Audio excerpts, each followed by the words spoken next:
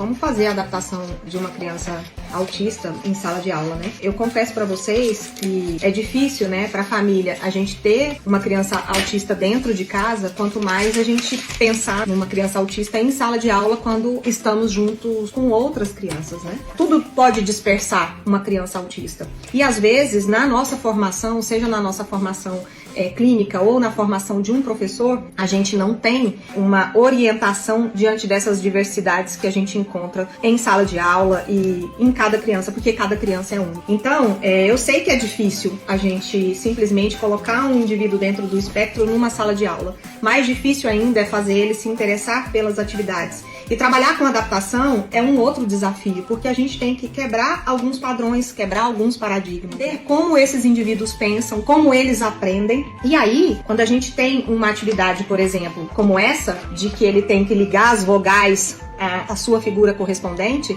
eu posso ter uma criança que quando vê essa atividade, ele acha ela difícil, eu não sei para onde ele está olhando, e a adaptação, ela já começa aqui. A gente pode colocar uma figura, de repente, numa folha que chame mais atenção. Olha a diferença dessa atividade, se eu colocasse num papel de um fundo colorido e eu colocasse essa figura um pouco maior, eu só recortei ela e aí eu venho com a vogal e primeiro ele vai entender que vai ligar a figura correspondente à sua vogal. E aí, de acordo com cada criança, eu vou vendo o grau de dificuldade. Se eu vou colocar a letra A e a letra I e uma figura só, se eu vou colocar mais de uma figura, se eu vou colocar 3 figuras e 2 letras, se eu vou colocar todas as letras, qual vai ser o espaço que eu vou dar, o tamanho da figura, quantas figuras estarão em cada página. Então a adaptação é justamente isso, você entender como cada criança está, em cada fase que ela está, e uma atividade que poderia ter um comportamento disruptivo, um comportamento inadequado, ou essa criança não se interessar,